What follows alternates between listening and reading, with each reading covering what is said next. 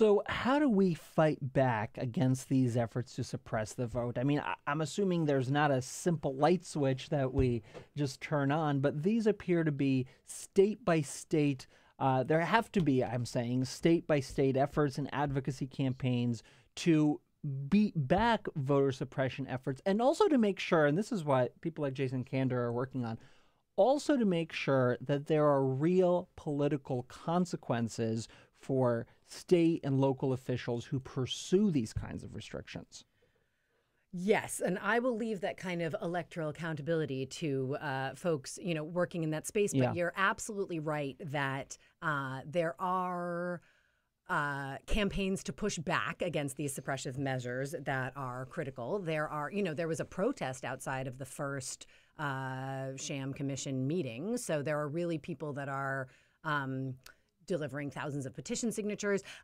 So many people, the White House opened their comment line about this commission, and hundreds of people were writing in saying, how dare you be wasting our resources investigating American voters when you aren't even willing to protect the actual security of our elections from actual threats like Russian cyber attacks, which we see is an actual urgent and grave problem and risk to our election security and integrity. What we can do, however, there really are affirmative policies. Yeah, let's get to those because this is really key. Yeah, it's exciting. There's, automatic voter registration. Again, we need to be registered to vote in order to participate right now. And currently it's 2 states, right? Oregon and California?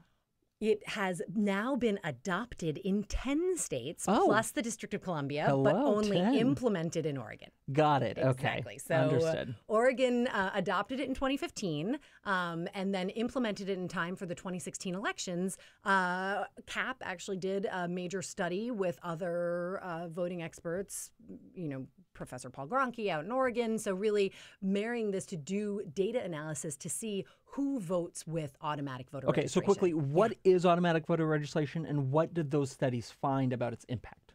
With automatic voter registration, the state uses the information that it already has about people to determine, if they're able to determine someone's eligibility, then they will just get rid of the bureaucratic speed bumps to participation and automatically add eligible citizens to the voter rolls unless they choose to decline. So the default is you're automatically registered if you're eligible as opposed to having to proactively register. That is exactly right. I've always said if the government can find my brother when he turns 18 for selected service, why on earth can't we, state by state, now take advantage of modern technology? It's 2017. You're like giving up your brother for the draft. Yeah. Like, take him. That's a whole nother question, but I'm saying that, you guys are all on a list somewhere. Must be close. And I love you, Maddie. But it's just a question of they have the information. So it's just a common sense, modern and secure way to keep our voter rolls up to date and to remove barriers for participation.